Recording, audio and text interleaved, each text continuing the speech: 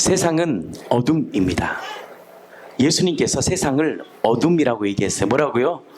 어둠이다. 어둠. 왜 어둠이냐? 왜 세상이 어둠이냐라고 얘기하면 많은 사람들은 돈만 있으면 살만하고 좋은 것도 먹고 누릴 수 있는 게 세상에 우리 대한민국처럼 저렇게 행복한 나라가 어디 있습니까? 라고 말은 하지만 그게 어둠이 아니라 진짜 왜 어둠이냐? 따라하세요. 진짜 봐야 될 그분을 못 보는 것이 어둠이다. 진짜 그분을 봐버리면 우리 앞에 대통령이 대통령 얘기하면 안 돼요 지금. 하여튼에 정말 내가 존경하는 분이 딱 내 앞에 있으면 정말 그렇잖아요. 대통령이 있다고 옆에 있으면 우리가 함부로 행동합니까? 청와대에 가려면요 얼마나 준비하고 가야 되는데요. 하물며 하나님이 영존하시는데 우리가 대충 살 수 있겠냐는 거예요. 왜 대충 사느냐? 내 마음대로 사느냐? 안 보여서 그러는 거예요. 하나님이 실제가 내 안에 되면 두렵고 떨림으로 동행하며 살아갑니다. 근데 문제는 뭐냐? 그분이 나에게 누구인가를 모르는 거예요. 그러니까 여러분들 복음은요 첫 번째 그분이 누구인가를 정확히 알아야 돼요. 이 아이덴티티거든요. 정체성이거든요. 근데 주님은 오늘 이 시간 말씀을 통해 정확히 말합니다. 나는 참 포도나무야. 비유로 얘기한 거예요. 내 아버지는 농부야. 그리고 우리는 뭐라 그래요? 가지야라고 얘기해요. 나는 가지고 아버지는 농부고 예수님은 참 포도나무라고 얘기해요. 진짜 진리. 이것이 명확해지는 증거가 뭐냐? 다른 거 필요 없어요. 열매로 나타나요. 진짜 그리스도인은요 열매를 나타내요. 내 안에서 그 예수가 리플렉션 돼요. 말이 필요 없어요. 근데요 비슷한 게 뭐냐? 종교예요. 종교주의. 율법주의, 종교주의는 비슷한 것 같지만 달라요. 진짜 예수의 생명이 있는 자는 내 안에서 예수의 생명이 흘러가요. 열매를 맺어요. 그 열매는 많은 사람이 먹어도 그 먹었을 때 기쁨이 일어나는 그 은혜를 주셔요. 아멘. 아멘. 그래서 예수의 사람은요 뭘로 드러낼 수 있느냐? 열매로 드러낸다는 거예요. 아무리 교회를 잘 다니고 보기에 열심히 다니고 수요예배 다니고 새벽기도 다니고 주일예배 다니고 할지라도 열매가 없으면 꽝이라는 거예요. 왜? 그러면 열매가 왜 없을까요? 가지에 붙어있지 않는 거예요. 가지가 나무에 붙어있지 않았던 거예요. 자기 신앙하는 거예요. 진짜 연합된 인생, 예수님과 연합된 생명 인생이 딱 되면 이것은 되어지는 거예요. 용서하라고 용서되는 게 아니라 용서가 되어지고, 사랑하라고 사랑을 예스하는 게 아니라 사랑이 되어지고, 기뻐하려고 기뻐하는 것이라 기뻐하는 것이 마땅함이 되는 그 기쁨이 내 안에 이루어지는 거예요. 되어지는 거예요. 종교는요 내가 해야 돼요. 그러나 예수의 생명은 되어져요. 왜 그러냐? 내 안에 누가 있기 때문에? 보배이신 그분이 계시기 때문에요. 아멘. 그래서 되어지는 거예요. 기쁨이 일어나는 거지. 내가 기뻐야지 마인드 컨트롤 하는 게 아니라 기쁨이 나요. 생명의 그 기쁨이 일어나는 거예요. 아멘. 아멘. 종교는요 이 안에 컵에 컵 같죠? 물이 있습니다. 종교는 내 힘으로 뭔가를 해봐. 그래서 이 구정물이 가득 찬 이곳에 종교는 내 힘으로 하니까 어느 순간에 이거 구정물이 잘 앉는 것 같아. 그러니까 겉으로 보기에는 경건한 것 같아요. 경건의 모양이 있는 것 같아. 근데 내 인생에 문제가 딱 터지고 소용돌이가 나면 밑에 찌꺼기들이 다 드러나는 거예요. 다시 다 이게 종교예요. 사람들이 왜 종교를 갖냐? 내 마음 한번 평안해 보려고 종교 갖는 거예요. 뭔가를 얻어 보려고 종교를 갖는데 종교는 해결점이 없어요. 근데 예수님은 뭐냐? 예수의 생명이 들어가면 이 안에 꾸정물이 이렇게 힘을 통해서 가라앉는 게 아니라 이것이 다 사라지고 내 안에 뭐야? 그분의 생명이 내 안에 딱 들어와요. 아멘. 아멘. 그러니까 이것이 소용돌이와 저로 생수가 막 흘러가는 거예요. 생수가. 그러니까 소용돌이 환란이 오고 박해가 돼요. 나를 통해 뭐 흔적이, 그리스도의 흔적이 막 나타나. 그래서 여러분들 예수 만나고 더 대단한 사람이 뭔지 아세요? 예수 만나서 복 받았다. 여러분들 그 말하면 사람들이 막 좋아할까? 안 그래요. 요즘 시대는. 니만 복 받았냐?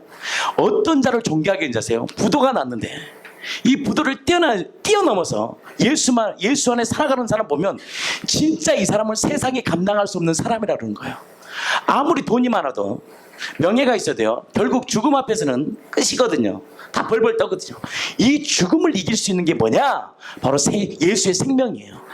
이걸 뭐라 그러냐? 거듭남이라는 거듭남.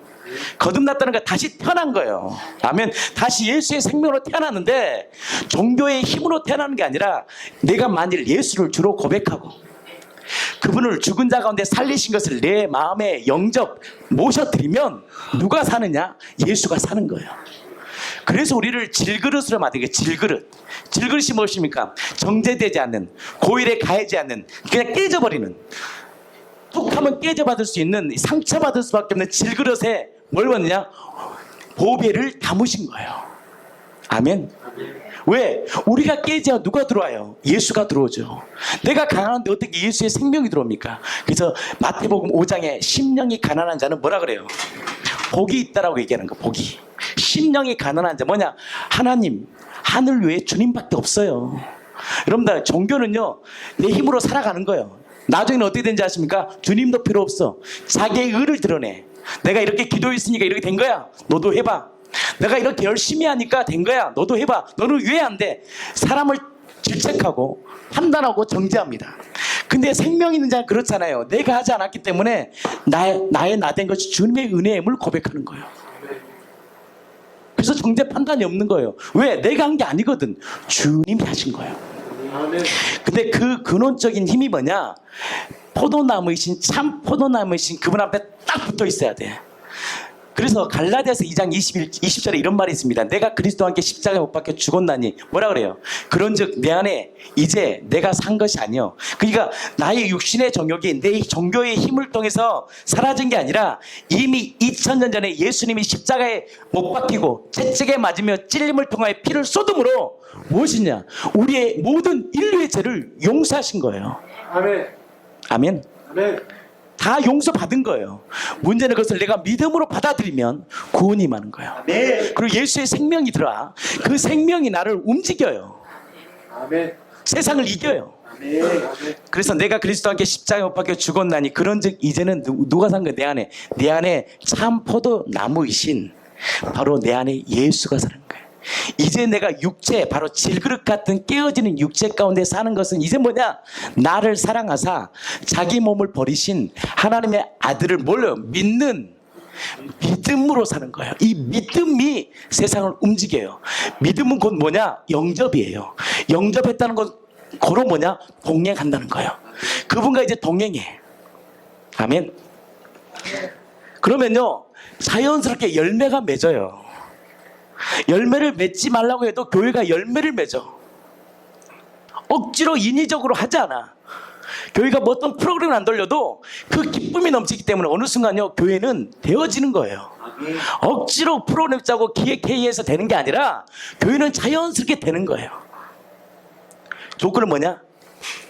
주님과 연합돼야 돼. 그것은 다른 말로 뭐냐? 따라서 픽싱이 뭐예요? 나의 눈이 주님을 바라보는 거예요. 근데 마귀는 어떻게 한다? 우는 사자처럼 삼킬 자를 삼켜요. 우리를 죽이고 멸망시킵니다. 왜? 세상은 누가 잡고 있기 때문에.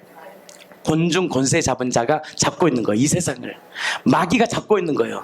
그 마귀가 그래서 그리스도인의 3대적이 뭐냐? 따라서 첫 번째 마귀, 따라서 마귀. 두 번째 뭘까요? 세상. 이 세상은 뭐기 때문에? 어둠이에요.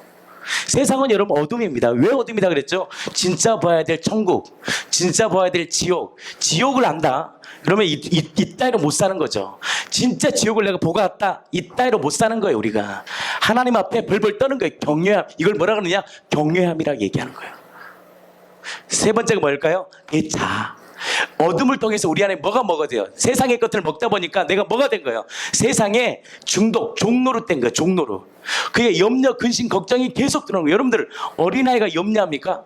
어린아이 때 염려하잖아요. 그냥 어린아이는 살다가 뭐가 되는 거예요? 살면서 뭐가 생겨요? 어둠, 마귀가 준 것을 먹다 보니까 세상의 것들이 내 안에 들어오면 이걸 이길 수 없는 거예요. 여러분들 염려도요 엄청난 중독입니다. 죄예요. 염려한다는 것은 뭐예요? 진짜 창조주, 나의 도움이신 하나님을 믿지 못하는 악랄한 죄라는 거예요. 아멘. 근데요 참 놀라운 것은 그 예수를 나의 주인으로 다 모시고 하루하루를 믿음으로 살면요 세상을 이겨요. 아멘. 희한해요. 세상을 이겨요. 그래서 세상을 이기는 승리는 뭐냐? 우리의 믿음이에요. 우리의 믿음이 뭐냐? 하나님의 아들 그리스도를 믿는 것이 뭐냐? 믿음인데 이 믿음이 어떤 믿음이냐? 바로 눈에 보이지 않는 하나님. 우리가 실제라고 생각하는 이 땅은 실제가 아니에요. 허상이에요. 왜? 죽으니까. 실제라면 이건 용언해야 돼요. 맞아요 안 맞아요? 근데 이 땅은 실제가 아니에요. 내가 죽는 순간 끝나는 거예요. 사람이요 살아있는 것 같아도 송장이 돼버리면 이제 인간이 아니에요. 죽음이에요. 그래서 뭐냐? 허상이에요. 사실은 진짜는 뭐냐? 영원한 게 진짜예요. 눈에 보이지 않는 것이 영원함이에요. 고린도후서 4장 봅시다. 4장 18절입니다. 같이 한번 읽어보겠습니다. 고린도후서 4장 18절이에요. 상현 형제 간증 준비해 주시고, 백정수 형제 간증 준비해 주시고, 영상 하나 준비해 주시고. 자 보세요. 18절 뭐라 그래요? 우리가 주목하는 것은 보이는 것이 아니요 보이지 않는 것이니. 보이는 것은 뭐예요? 잠깐이에요. 여러분들 보이는 것은요 잠깐입니다. 잠깐. 우리가 이렇게 막 7, 80 사는 것 같아요. 어르신들 모르세요? 세월이요 그렇게 빨라요. 세월이 엄청 빠릅니다. 시간보다 가장 빠른 게 뭐냐? 시간이에요. 시간. 세월이요 유수처럼 빨라요. 근데 우리가 우리의 픽시 주목하는, 우리의 눈이 주목해야 돼. 뭘 주목해야 되느냐? 보이지 않는 것이, 보이는 것이 아니라 뭘 봐야 돼요? 보이지 않는 것을 볼 수 있는 눈이 그렇게 중요하냐? 예수님의 부활을 통해서 뭐냐? 눈에 보이지 않는 하나님을 보이게 하는 뭐냐? 핵심 키가 뭐냐? 예수님의 부활이에요. 그러니까 이 부활이, 이 세상은 어둠이잖아요. 여기 뭐라 그럽니까? 천국같이 천국, 여기 지옥, 이 땅은 세상. 이 세상 가운데 우리가 그냥 살다가 복음의 소리를 들은 거예요. 근데 그래도 안 믿어져. 그러니까 방언도 해보면 된다, 방언도 해보고 뭐 별걸 다 해도 이것은 우리에게 증거가 되지 못해요.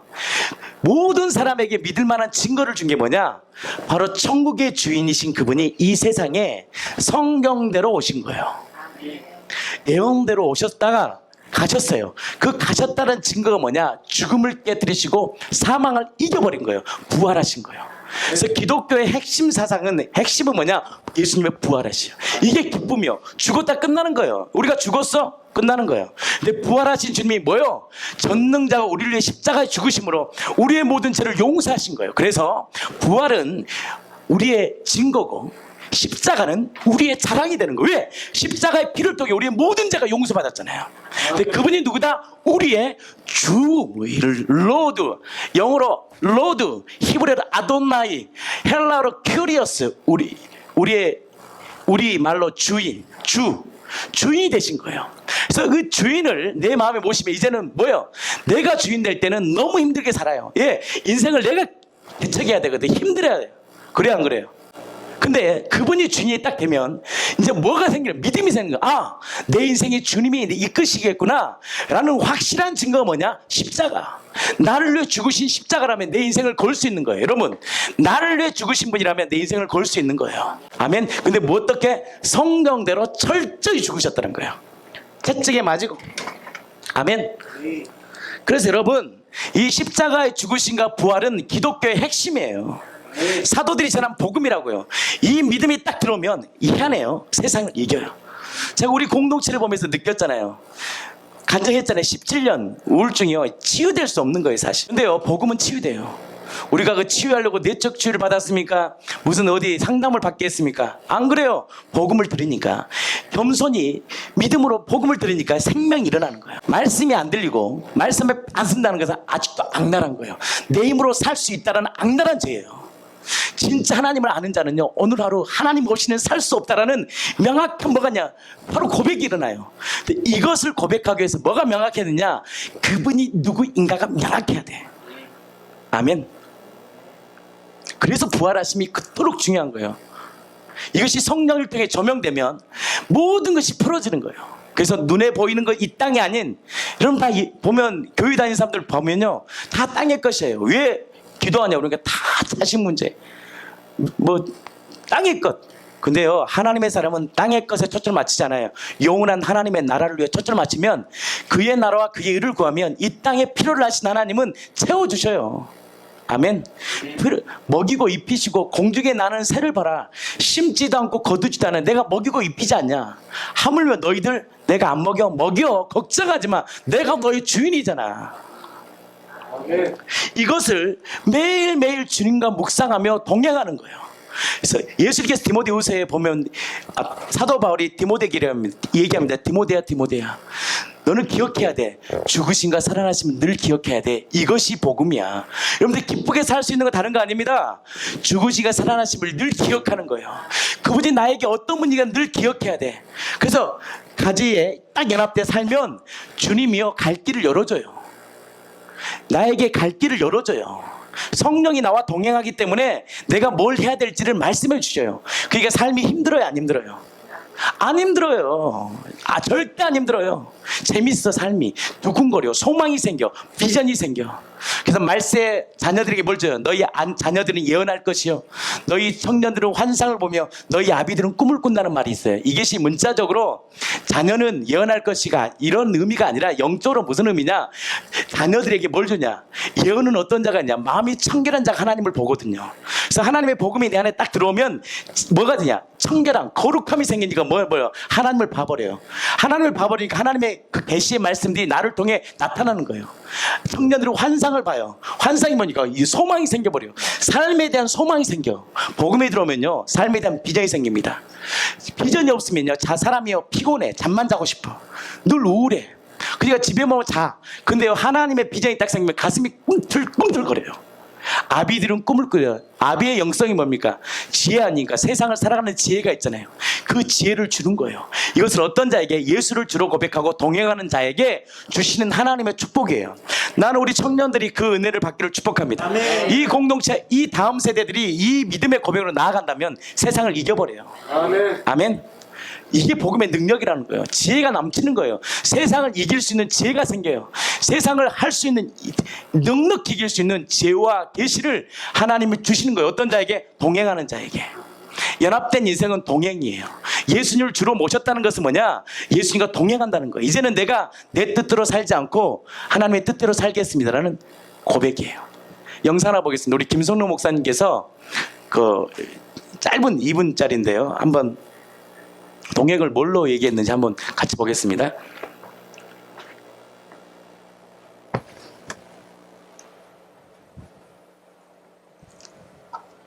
그러니까 여러분 정확해야 됩니다. 역사를 주고 좀 이따가 우리 아버지가 누구냐? 농부야.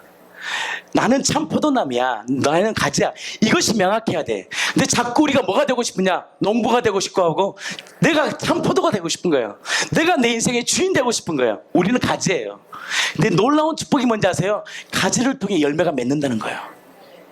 놀라운 축복 아닙니까? 가지를 통해 열매가 맺혀요. 하나님은요 우리를 통해 영광 받고 싶어요. 근데 조건이 딱 하나예요. 연합되면 돼. 제가 우리 교회에서 아무것도 안 하잖아요. 프로그램 안 돌리잖아요. 뭐요? 픽싱해라. 연합된 인생을 살아라. 그러면 하나님이 내 인생을 이끌어줘. 부도가 나요? 걱정하지 마세요. 하나님이요 만날 자를 만나게 하셔요. 하나님의 능력이 얼마나 대단한데요. 하나님 일으켜줘 보여요. 교회를, 사업을 일으키고 다 해요. 근데 그보다 더 중요한 뭐냐? 주님과 연합이 일어나. 그리고 땅의 것이 아닌 영원한 나라를 바라보고 사니까 이 땅이 배설물이에요. 아멘. 그런다고 하나님의 사람들을 무시하잖아요. 여러분들 사도 때 보면요 하나님의 사도들, 그 그리스도인들을 세상 사람들이 경유했어요. 70년대도 장로님 됐다 그러면 경유했다고, 목사라 그러면. 근데 지금은요 목사라 말을 하면 무시당해요. 아이고 똑같다. 왜 그런지 아세요?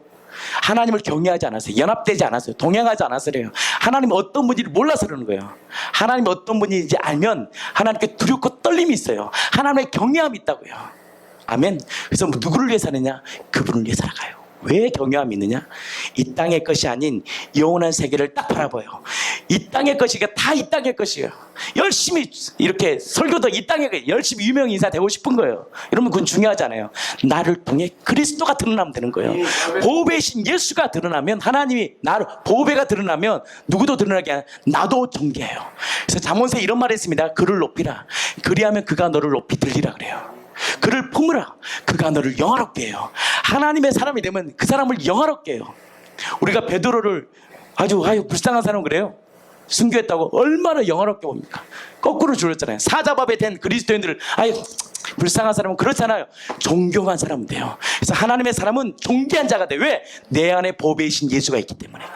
나는 우리 그리스도인들이, 우리 청년들이, 우리 교회 지체들이 존귀하신 그리스도를 소유하여 보배로운 인생이 되기를 축복합니다. 우리 김선호 목사님 영상 보겠습니다. 역사를 주관하는 하나님인 예수.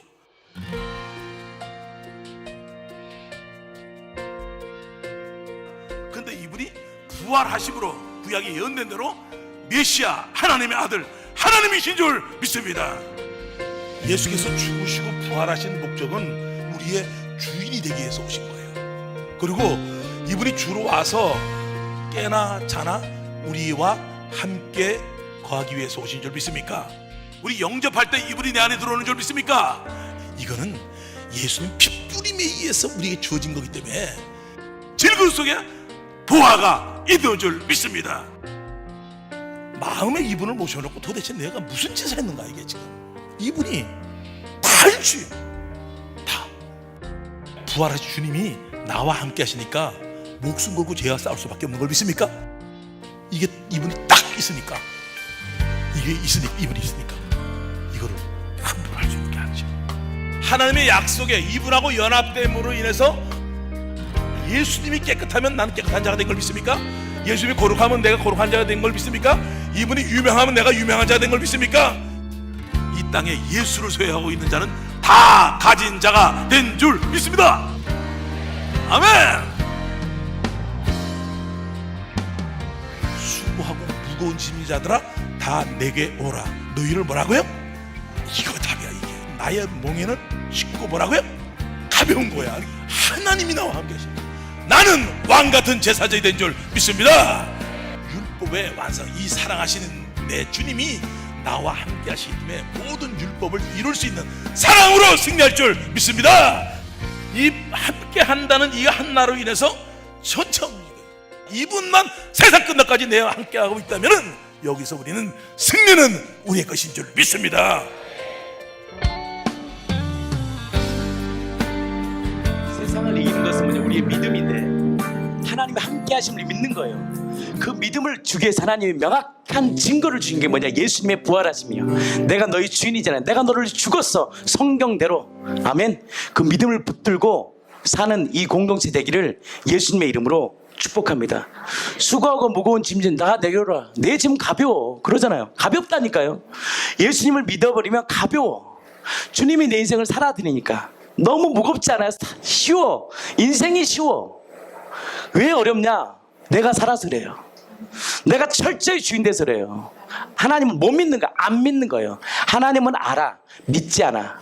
내 마음에 모시잖아. 여러분들 믿었다면 뭐가 나타난다? 열매가 나타나요. 진짜 열매가 있어요.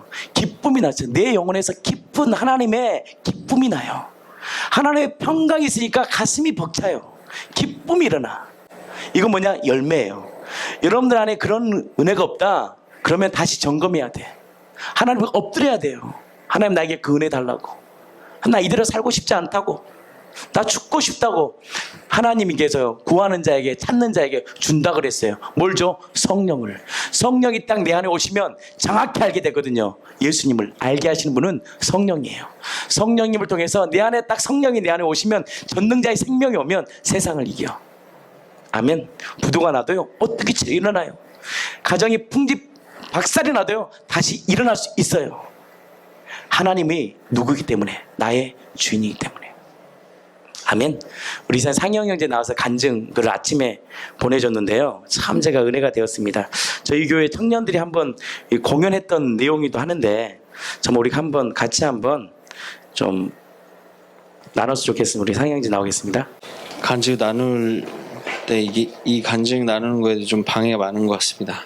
뭐 지금도 마음속에는 네 이렇게 살지 못하는데 이걸 나누는 게 틀리다라고 하는 그런 하나님 주신 마음은 아닐 텐데 그런 마음이 많이 들지만 김효희 집사님께서 목사님 그 타이핑해서 올리실 때처럼 목사님의 설교 내용과 다를 수 있듯이 이 간증도 제3과는 다를 수 있습니다. 참고해서 들으시고 하지만 제3과 다르다고 해서 주신 말씀이니까 또 나누고 싶은 마음이 있으면 나누는 게 맞다고 생각이 돼서 일단 예 그렇고요.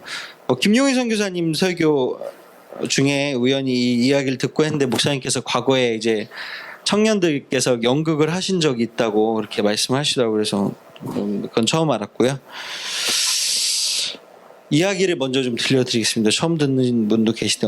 이게 뭐 중국에 있었던 뭐 실화라는 얘기가 있어서 중국이면 그럴 수도 있겠는 생각이 드는데 어느 도시에 부모가 무슨 사연인지 모르고 둘 다 갑자기 죽고 두 아들만 남았다. 큰아이가 10살 되었을 때 소년 가장이 되고 말았다.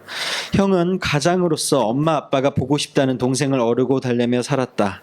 삶의 무게가 너무 무겁던 어느 날 형은 어느 교회로 인도를 받았고 거기서 그는 엄마 아빠 합친 것보다 더 좋은 예수님을 만나게 되었습니다. 예수님을 만나고부터 그의 삶의 무게가 풀어지고 너무 기뻤다. 형은 깊어가는 신앙심을 가졌지만 동생은 정반대로 신앙이 전혀 자라지 못했다. 동생은 청소년기에 접어들면서 점점 반항이 일어나면서 형에 대한 반항과 교회에 대한 거부감을 드러내기 시작했다. 동생은 형을 향하여 하나님이 살아계시다면 왜 우리 엄마 아빠를 데리고 갔느냐 말이다. 하나님이 살아계시면 왜 우리를 이렇게 만들었냐고 하면서 나한테 교회 나가자고 하지 말라고 했다. 동생은 형에게 야단 맞기도 하면서 점점 타락의 길로 접어들었고 동생의 탈선은 걷잡을 수 없을 만큼 변해버렸다. 나이가 이제 20대가 넘어서자 이제 형의 손을 완전히 벗어났다. 그의 타락은 극에 달했고 날마다 술과 폭력으로 방탕하게 지냈습니다. 그러던 어느 날 굉장히 불안하던 그날 밤이 깊은데 형은 돌아오지 않은 동생을 위해 기도하고 있는데 갑자기 발자국 소리가 급하게 들리니 문이 활짝 열렸다. 기도하다 놀란 형은 아연실색했다. 동생이 하얗게 질린 채로 자기 앞에 우뚝 서 있는데 온몸이 피투성이가 된 채였다. 동생은 하얗게 질린 얼굴로 와들와들 떨면서 형에게 이렇게 외쳤다. 형, 내가 사람을 죽였어 했다. 동생은 술김에 가장 잔혹한 방법으로 사람을 죽이고 오갈 데 없으니까 피투성이가 된 채 집으로 온 것이었다. 갑자기 벌어진 청천벽력 같은 일 앞에 형은 어찌할 줄 몰랐다. 그러나 그는 그대로 있을 수 없었다. 그는 와들와들 떨고 있는 동생이 피 묻은 옷을 벗겼다. 동생의 몸에 묻은 피를 대강 닦고 벽장같이 생긴 조그만 방으로 밀어 넣었다. 형은 어지럽게 널린 피투성이 옷을 물끄러미 바라보면서 무슨 생각을 했는지 갑자기 자신의 옷을 벗고 피 묻은 동생의 옷을 입었다. 얼마 후에 여러 사람의 발자국과 함께 문짝을 걷어차며 구둣발을 신고 여러 사람들이 들이닥쳤다. 너희 자식, 내 놈이 사람을 죽였다 하며 거칠게 낚아채고 그를 묶고 발길질을 했다. 형은 짓밟히면서도 끝내 한마디 변명도 없이 끌려나갔다. 이렇게 급작스럽게 끌려나간 형은 반복적으로 저의 죄는 형벌을 받아야 마땅합니다고만 했다. 이 말은 곧바로 인정되었고 재판이 진행돼서 사형 언도를 받게 되었습니다. 그가 감옥에 들어간 후 감옥의 분위기가 달라졌다. 그는 잔혹한 살인사건의 주범이라기보다는 하나님을 경외하는 사람이었다. 틈만 나면 기도하고 찬송했다. 시간은 빠르게 지났고 이제 사형 집행 날이 다가오는 어느 날 그는 간수에게 소장님 한번 면담하게 해달라고 했다. 교도소장님이죠. 그가 소장을 면담하면서 부탁한 것은 편지 한 장을 쓰게 해달라고 한 것이다. 그래서 그는 소장이 보는 앞에서 편지를 썼다. 그리고 봉투에 봉인하더니 소장님, 마지막 가는 길에 마지막 소원 한 가지를 들어달라고 했다. 그것은 여기에 이 봉투에 소장이 도장으로 인장이죠. 봉인을 하고 내가 사형 집행 뒤에 편지 봉투를 겉봉의 주소로 전해주시면 됩니다라고 했다. 형은 엄마 아빠를 먼저 보내고 나서 동생을 끔찍히 사랑했다. 동생이 무슨 짓을 해도 여전히 사랑하는 동생이었다. 그의 마음엔 오직 동생뿐이었다. 사랑하는 주님을 만나는다는 기대도 있었지만 아직도 두려움과 죄책감에 빠져서 숨어서 지옥 같은 시간을 보내고 있을 동생에 대한 안타까운 마음이 가슴이 아팠다. 그는 마지막으로 밤을 뜬 눈으로 보내며 동생의 영혼을 하나님께 부탁했다. 다음 날 아침 일찍 사형이 집행되었고 사형이 집행되던 그날 소장은 집행 장면을 바라보고 마음이 너무 심란했다. 도대체 죽지 말아야 할 사람이 죽는 것 같아 자기 사무실에 앉지를 못하고 왔다 갔다 했다. 그래서 이제 좀 생략을 하면 그 소장의 명령대로 직원이 곧바로 그 동생의 그 문을 두드리자마자 동생은 이제 사람처럼 살지 못하고 막 괴로워하면서 집에서 두려워서 나오지도 못하고 떨면서 간신히 문을 열었는데 교도소 직원이 그 사람을 보고 무서워서 그냥 편지만 툭 던져놓고 도망을 갔습니다. 형이 잡혀나고 이제 문 밖에 나오지 못한 동생은 형의 편지 봉투를 보는 순간 형이 생각나서 급히 편지를 펴보았다. 첫 줄에 익숙한 형의 필체가 나타났다. 사랑하는 동생에게, 사랑하는 동생아, 나는 너의 죄의 옷을 입고 너 대신 죽노라. 이게 첫 줄이었는데요.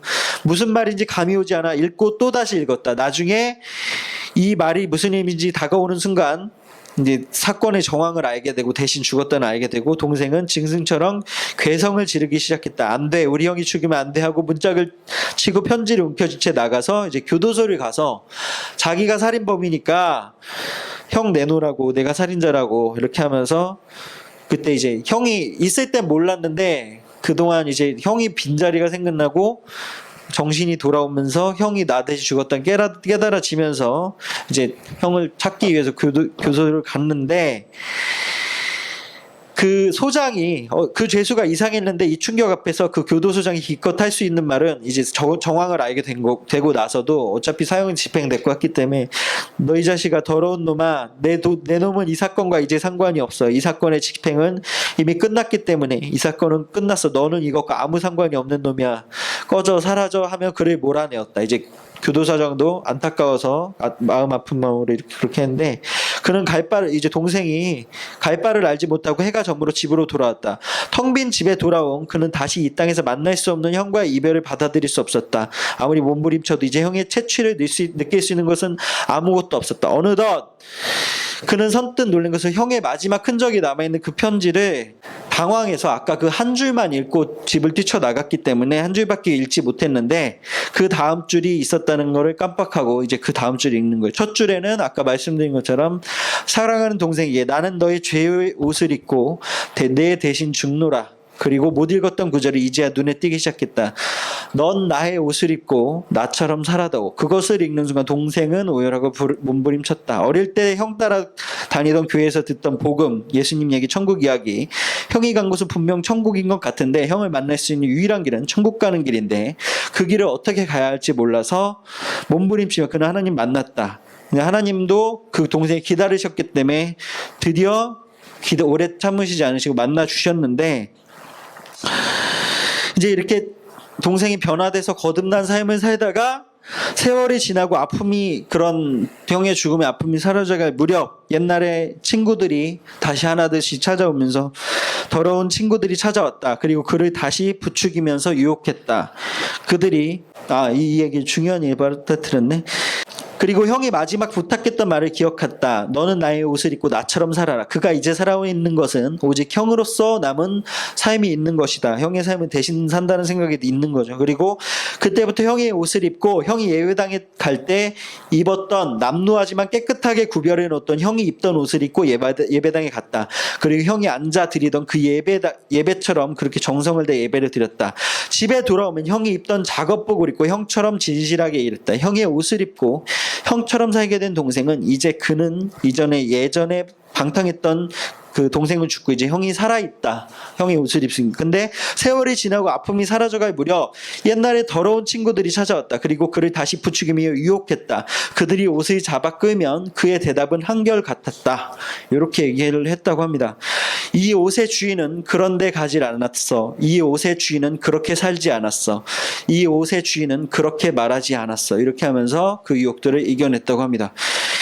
이제 여기까지가 이야기고 이제 간증 몇 줄만 읽고 마치겠습니다. 이 이야기는 이야기 자체로도 큰 감동을 주지만 그보다 더욱 내게 와닿았던 부분, 마지막 부분이었다. 이 동생이 옛날 더러운 친구들 다시 찾아왔을 때 이 동생이 무엇으로 그 유혹을 뿌리치며 이겼나. 오늘 목사님 말씀 주시는 왜 그리스도를 믿고 나서도 다시 넘어지고 이런 것들에 대해서 목사님 말씀 주셨는데, 바로 이 옷이다. 마치 우리가 그리스도와 동행을 하고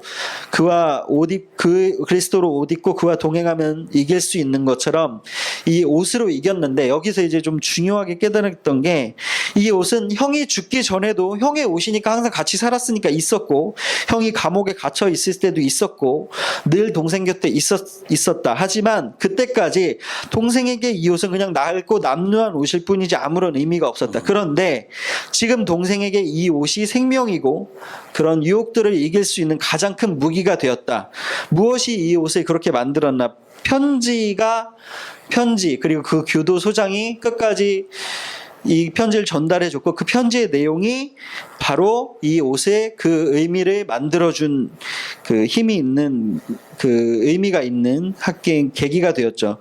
그 편지, 즉 이것을 대입을 해보면 바로 부활의 기쁜 소식이었다. 이 옷에 그러한 생명을 불어넣고 이 옷의 의미를 깨닫게 해준 그 편지가 내게는 부활로 다가왔다.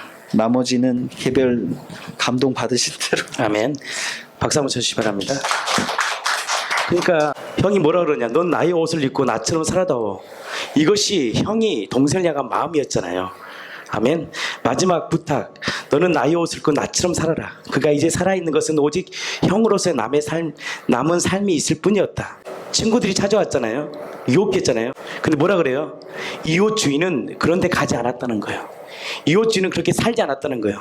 이 옷 주인은 그렇게 말하지 않았다는 거예요. 그분이 누구예요? 예수 그리스도 아닙니까? 아멘. 그리고 마지막에 이가 뿌리칠 수 있다는 게 편지 기쁜 소식이에요. 그보다 더 큰 사건이 뭐냐? 그 형이 누구를 죽은 거예요? 자신을 죽으시는 이 사건이 엄청난 사건이 된 거예요. 근데 그 사건이 됐던 편지라는 거, 편지, 그 복음의 메시지의 편지. 근데 그 편지가 뭐냐? 형이 누구를 위해 죽은 거예요? 바로 인간도 아닌 인간 쓰레기잖아요. 우리 같은 우리를 위하여. 인간이 얼마나 죄가 많은지, 죄덩어리가 인간이거든요. 이런 인간을 위해 거룩하신 그분이 나를 위해 십자가에 죽으신 거예요. 이 복음의 소식을 들었을 때, 그리고 그것을 받아들였을 때, 근데 여기서 얘기합니다. 형이 죽기 전에도 형이 감옥에 갇혀있을 때, 굉장히 인사이트예요. 감옥에 갇혀있을 때도 형의 옷은 동생 곁에 옆에 있었어요. 그래요, 안 그래요? 하지만 그때까지 동생의 이 옷은 아무 의미가 없었다는 거예요. 그런데 지금 동생 이 옷이 뭐예요? 생명이고 악을 이길 수 있는 가장 큰 무기가 된 거예요. 예수님을 다 알아요. 이제는 많은 사람들이 역사책에도 나오니까. 근데 그 예수가 누구가 돼야 돼요? 나의 주인이 돼야 돼요. 그분이 나에게 누구이며, 이게 중요해요. 예수가 누구이며 그 예수가 나에게 어떤 일을 행하셨는지를 정확히 알 때 우리가 이제 누구처럼 살아요? 그분의 옷을 입고 살아가는 거예요. 생명의 능력으로 살아간다는 거예요. 그래서 믿음은 들음에서 나요. 근데 이 믿음을 듣지 못하게 하는 게 뭐냐? 세상의 어둠이에요. 마귀예요. 밤새 세상 거 보다가 와보세요. 안 들려. 이게 들리겠어? 어둠인데 꽉 막혀 있는데, 귀가 꽉 막혀, 눈이 꽉 닫혀 있는데 복음이 들리겠어요? 근데 이 복음이 들리는데 가슴이 벅차다. 그 사람은 일주일간 하나님 앞에 선 거예요. 힘들어도 정말 주님으로 산 사람은요, 이 주일이 기쁨이요, 이게 뭐예요? 그냥 축제란 말이에요. 근데 일주일 동안 마귀의 종로로 살았던 사람은 이것이 그냥 어느 정도 치유되고 조금 이렇게 회복되는 정도, 그게 아니죠. 아멘. 나는 이 공동체가 이 확실한 증거 앞에 이제 주님과 동행하고 연합돼요. 정말 복음의 능력으로 살아가는 복된 인생 되기를 예수님의 이름으로 진심으로 축복합니다. 아멘. 아멘이십니까? 그래서 여러분들 이 주일 예배, 저희들은 또 이 시스템이 월요일부터 토요일까지 다 있잖아요. 아침 새벽부터. 왜? 또 가정 예배. 왜? 믿음을 드려야 되니까. 이게 안 들어지면 뭐가 들어요? 세상께 들어오게 되거든요. 아멘. 그래서 정말 우리가 정말 이 복음의 능력으로 세상을 넉넉히 이기는 이 공동체, 그분의 옷을 입으면 뭐가 나타나요? 그분의 향기가, 그분의 능력이 나를 나타내는 거예요. 누구의 옷이에요? 형의 옷을 입으니까. 형의 말처럼 하고, 형의 옷처럼, 형의 삶처럼 살아가는 것처럼 우리가 의의 옷, 그분의 옷을 입은 거예요. 그것이 뭐냐? 가죽옷이에요. 창세기에 나온 가죽옷을 입혀주신 거예요. 영원히 썩지 않는, 영원히 달지 않는 영원한 그 가죽 의의 옷을 입을 때 우리가 이 천국의 삶을 바라보면서 우리가 살아가는 복된 인생 되기를 축복합니다. 이 현장을 딱 나오면 또 어둠 가운데 우리는 살아가야 됩니다. 이길 수 있는 비결은 뭐냐? 믿음의 주 온전케 하신 예수님을 바라보고, 세상의 지엽 열매를 먹는 것이 아니라 이제는 뭘 먹어야 돼요? 바로 하나님이 주신 이 말씀을 먹어 세상이 감당할 수 없는 능력의 그리스도인이 되는 복된 공동체가 되기를 예수님의 이름으로 축복합니다. 아멘.